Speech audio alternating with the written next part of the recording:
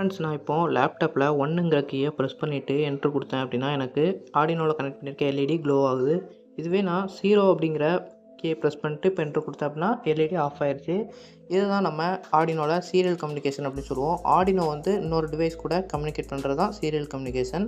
Serial கம்யூனிகேஷனில் 2 டிவைஸ்க்கு இடையில் data send and receive நடக்கும். இப்போ நான் லேப்டாப்பில் ஒன்றுங்கிற டேட்டாவை சென்ட் பண்ணுறேன், ஆர்டினோ அதை ரிசீவ் பண்ணி நமக்கு அவுட்புட் கொடுக்கு.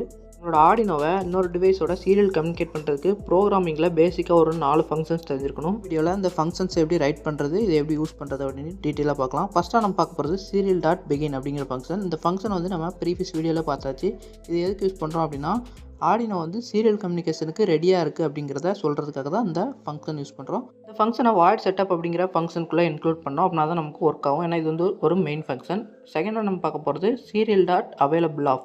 இந்த ஃபங்க்ஷன் எதுக்கு யூஸ் பண்ணுறோம் அப்படின்னா சீரியல் கம்யூனிகேஷனுக்கு எதுவும் டிவைஸ் அவைலபிளாக இருக்கா அப்படின்னு செக் பண்ணுறதுக்காண்டி இந்த ஃபங்க்ஷன் யூஸ் பண்ணுறோம். இதை எப்படி நம்ம ப்ரோக்ராமிங்கில் யூஸ் பண்ணுறது அப்படின்ட்டு நெக்ஸ்ட்டாக பார்க்கலாம். நம்ம தேர்டாக பார்க்க போகிற ஃபங்க்ஷன் என்ன அப்படின்னா serial.readof அப்படிங்கிற ஃபங்க்ஷன். இந்த ஃபங்க்ஷன் நம்ம எதுக்கு யூஸ் பண்ணுறோம் அப்படின்னா ஆர்டினோ இன்னொரு டிவைஸ்லேருந்து டேட்டாவை ரிசீவ் பண்ணுறதுக்காக யூஸ் பண்ணுறோம். எக்ஸாம்பிளுக்கு நம்ம லேப்டாப்பில் ஒன்றுங்கிற கீயை ப்ரெஸ் பண்ணோடனே ஒரு டேட்டா சென்ட் ஆகும். அதை ஆர்டினோ ரிசீவ் பண்ணி நமக்கு எல்இடியை க்ளோ பண்ணுச்சு. உங்களுக்கு கிளியராக இருக்கும் நம்புகிறேன். நெக்ஸ்ட்டாக நம்ம பார்க்க போகிறது serial.println. இந்த ஃபங்க்ஷனை யூஸ் பண்ணி ஒரு ஸ்டேட்மெண்ட்டை பிரிண்ட் பண்ணி அதை நம்ம சீரியல் மானிட்டரில் விஷுவலாக பார்க்க முடியும். இது எதுக்கு யூஸ் பண்ணுறோம்னா டீபக்கிங்க்கு யூஸ் பண்ணுறோம். ஃபங்க்ஷன்ஸ் உங்களுக்கு ஆல்மோஸ்ட் கிளியராக இருக்கும் நம்புகிறேன். நெக்ஸ்ட்டு சி ப்ரோக்ராமிங்கில் ஒரு பேசிக் கான்செப்ட் பார்க்கணும். அது தெரிஞ்சால் மட்டும் தான் நம்மளால் ப்ரோக்ராம் பண்ண முடியும். ஃபஸ்ட்டாக நம்ம பார்க்க போகிறது வேரியபிள்ஸ். இந்த வேரியபிள்ஸ் அப்படிங்கிறது வந்து ஒரு கண்டெய்னர். இது வந்து வேல்யூஸை ஸ்டோர் பண்ணுறோம். எக்ஸாம்பிளுக்கு நான் ஒரு சீரக டப்பா எடுத்து வச்சுருக்கேன். இது வந்து ஒரு கண்டெய்னர். ஏன்னா இதில் நம்ம சீரகத்தை ஸ்டோர் பண்ணி வச்சுருக்கோம். இதை தான் நம்ம வேரியபிள் அப்படின்னு சொல்லுவோம். இதுக்குள்ளே ஸ்டோர் ஆகிருக்க அந்த சீரகத்தை தான் நம்ம வேல்யூஸ் அப்படின்னு சொல்லுவோம். இப்போ உங்களுக்கு கிளியராக இருக்கும்னு நினைக்கிறேன். இந்த சீரகத்தை ஸ்டோர் பண்ணி வச்சிருக்க டப்பாவை சீரக டப்பா அப்படின்னு சொல்லுவோம். இதை தான் நம்ம வேரியபிள் நேம் அப்படின்னு சொல்கிறோம். இந்த வேல்யூவை ஸ்டோர் பண்ணி வச்சிருக்க கண்டெய்னரோட நேம் தான் வேரியபிள் நேம். இப்போ உங்களுக்கு கிளியராக இருக்கும்னு நினைக்கிறேன். எக்ஸாம்பிளுக்காண்டி ஒரு 5 வேரியபிள் நேம் கிரியேட் பண்ணி வச்சுருக்கேன். இந்த 5 நேம்லையுமே நான் டிஃப்ரெண்ட் டைப்ஸ் ஆஃப் டேட்டாவை இன்க்ளூட் பண்ணியிருக்கேன். வேரியபிளில் ஸ்டோர் பண்ணியிருக்க வேல்யூ தான் நம்ம டேட்டா அப்படின்னு சொல்கிறோம். ஃபஸ்ட்டாக a = 10 அப்படின்னு கொடுத்துருக்கேன். இதுக்கு மீனிங் என்ன அப்படின்னா ஏங்கிற கண்டெய்னரில் 10ங்கிற வேல்யூ ஸ்டோர் பண்ணியிருக்கேன். இது வந்து ஒரு நம்பர். ரெண்டாக பிங்கிற வேரியபிளில் ஆர்டினோ அப்படிங்கிற ஒரு சென்டென்ஸை ஸ்டோர் பண்ணியிருக்கேன். தேர்டாக சிங்கிற வேரியபிளில் ஒரு கேரக்டர் ஹைச்சுங்கிற ஒரு லெட்டரை மட்டும் நான் ஸ்டோர் பண்ணியிருக்கேன். இந்த டிங்கிற வேரியபிள் அப்படி விட்டுறலாம். ஏன்னா இது ரெண்டுலேயுமே நான் ஒரே டைப் ஆஃப் டேட்டாவை தான் ஸ்டோர் பண்ணியிருக்கேன். நெக்ஸ்ட்டாக பார்க்க போகிறது ஈங்கிற வேரியபிளில் 99.5 அப்படிங்கிற வேல்யூ ஸ்டோர் பண்ணியிருக்கேன். இது வந்து பாயிண்ட் வச்ச வேல்யூ. நம்ம 5 டிஃப்ரெண்ட் டைப்ஸ் ஆஃப் டேட்டாவை எக்ஸாம்பிளாக கொடுத்தாச்சு. நெக்ஸ்ட்டு நம்ம டேட்டா டைப்ஸ் அப்படின்னா என்னென்னு பார்க்கலாம். இந்த டேட்டா டைப்ஸுங்கிறது நம்ம கொடுத்துருக்க அந்த டேட்டாவோட டைப் தான் டேட்டா டைப் அப்படின்னு சொல்லுவோம். இன்னும் கிளியராக சொல்லணும் அப்படின்னா இதுக்காண்டி 2 கண்டெய்னர் எடுத்து வச்சுருக்கேன். இந்த 2 கண்டெய்னர்லையுமே நமக்கு வேல்யூ ஸ்டோர் ஆகிருக்கு. ஒன்று சீரகம், இன்னொன்று கற்பூரம். 2 கண்டெய்னருமே வேல்யூ தான் ஸ்டோர் பண்ணியிருக்கு. இந்த வேல்யூவை நம்ம டேட்டான்னு சொல்லுவோம். 2 டேட்டா இருக்குது. ஆனால் இந்த 2 டேட்டாவுமே சேம் டேட்டாவா அப்படின்னு கேட்டிங்கன்னா கிடையாது. ஏன்னா ஒன்று வந்து சீரகம், இன்னொன்று கற்பூரம். இது வந்து டிஃப்ரெண்ட் டைப்ஸ் ஆஃப் டேட்டா.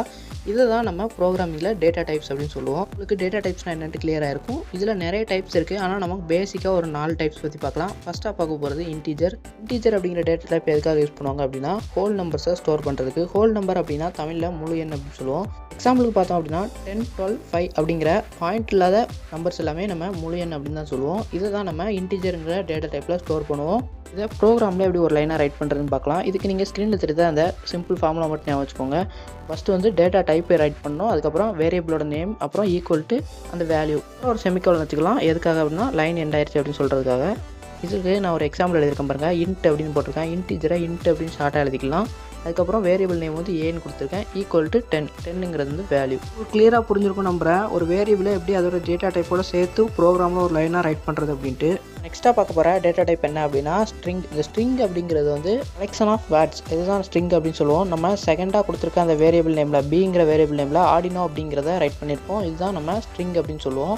இதை நம்ம டபுள் கோட்ஸ்க்கு உள்ளே தான் கொடுக்கணும். அப்படின்னா தான் இது ஸ்ட்ரிங்காக கன்சிடர் பண்ணிக்கணும். ப்ரோக்ராமில் ஒரு லைனாக எழுதுறதுன்னு பார்க்கலாம். இதுக்கு ஃபஸ்ட்டு ஸ்ட்ரிங் அப்படின்னு மென்ஷன் பண்ணிக்கணும். அதுக்கப்புறம் அந்த வேரியபிள் நேம் பி அப்படின்னு கொடுத்துக்கிறேன். Equal to double quotes write பண்ணி அதுக்குள்ளே ஆர்டினோ அப்படின்னு ரைட் பண்ணியிருக்கேன். உங்களுக்கு கிளியராக புரிஞ்சிருக்கும். நெக்ஸ்ட்டாக நம்ம பார்க்க போகிற டேட்டா டைப் என்ன அப்படின்னா கேரக்டர். இந்த கேரக்டர் அப்படிங்கிறது வந்து ஒரு சிங்கிள் லெட்டர் தான் கேரக்டர் அப்படின்னு நம்ம சொல்லுவோம். கேரக்டர் அப்படிங்கிறத சிங்கிள் கோட்ஸில் ரைட் பண்ணாமல் தான் அதை ப்ரோக்ராம் கேரக்டர் அப்படின்னு கன்சிடர் பண்ணிக்கிறோம். சிங்கிள் கோட்ஸ்க்குள்ளே ஒரு லெட்டர் அப்படி இல்லைன்னா ஒரு நம்பர் கொடுத்தாலுமே அதை கேரக்டரை தான் கன்சிடர் பண்ணிக்கிடும். அதுக்காக தான் நான் நம்பரை வந்து கொடுத்துருக்கேன்.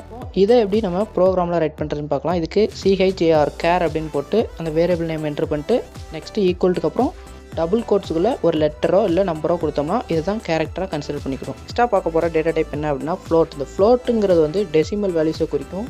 டெசிமல் வேல்யூனா பாயிண்ட் வச்ச வேல்யூ. ஒரு ரியல் வேர்ல்டு எக்ஸாம்பிள் பார்த்தோம்னா டெம்பரேச்சர் வந்து பாயிண்ட்டில் தான் அந்த வேல்யூஸ் வந்து நமக்கு ஷோ ஆகும். அது வந்து ஹோல் நம்பராக இருக்காது. இந்த மாதிரி வேல்யூஸ் எல்லாம் ஸ்டோர் பண்ணுறதுக்காக தான் நம்ம ஃப்ளோட் அப்படிங்கிற டேட்டா டைப் யூஸ் பண்ணுவோம். ப்ரோக்ராமில் எப்படி ரைட் பண்ணோம் அப்படின்னா ஃப்ளோட் அப்படின்னு போட்டு அந்த வேரியபிள் நேம், நான் வந்து டெம்பரேச்சர் அப்படிங்கிறத வேரியபிள் நேமாக யூஸ் பண்ணியிருக்கேன். நீங்கள் என்ன நேம்னாலும் யூஸ் பண்ணிக்கலாம். நான் வேரியபிள் நேம் டெம்பரேச்சர் கொடுத்துட்டு ஈக்குவல் டு 99.5 அப்படிங்கிற வேல்யூவை அசைன் பண்ணிட்டேன். உங்களுக்கு பேசிக் கான்செப்ட் எல்லாமே கிளியராக இருக்கும் நம்புறேன். இதில் ஏதாவது டவுட் இருந்துச்சுன்னா கமெண்ட் பண்ணுங்கள், நான் கண்டிப்பாக ரிப்ளை பண்ணுறேன். நெக்ஸ்ட் நம்ம ப்ரோக்ராம் எப்படி ரைட் பண்ணுறதுன்னு பார்க்கலாம். இதுக்கு வாய்ட் செட்டப் அப்படிங்கிற ஃபங்க்ஷன் ஓப்பன் பண்ணி அதுக்குள்ளே பின் மோட் அப்படிங்கிற ஒரு ஃபங்க்ஷன் ஓப்பன் பண்ணி நான் எந்த பின்னை யூஸ் பண்ண போகிறேன் அப்படின்னா 10th பின்னை யூஸ் பண்ண போகிறேன்.